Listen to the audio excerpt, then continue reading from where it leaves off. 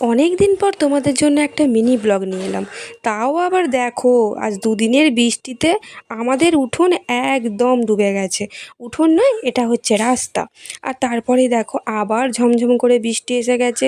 সেই দেখে তো সকালবেলা ঘুম থেকে উঠে আমার মনটা ভীষণ খারাপ। কারণ একে তো রবিবার, তার উপরে আবার সংসারের এত কাজের চাপ, তার মধ্যে যদি এরকম বৃষ্টি হয় তাহলে কাচাকুচি রান্না বান্না সব মাটির সাথে মিশে যাবে।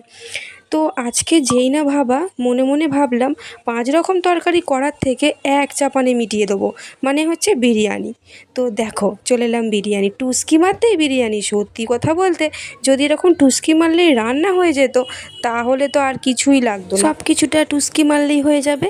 তারপর দেখো খাওয়া দাওয়া করে একটা ঠান্ডা ঠান্ডা ওয়েদারে সুন্দর ঘুম দিয়ে উঠে এখন কলমি শাক বাছতে বসেছি। তো চলো, কেমন লাগলো মিনি ব্লগটা অবশ্যই কমেন্ট করে জানিও। Tata, by.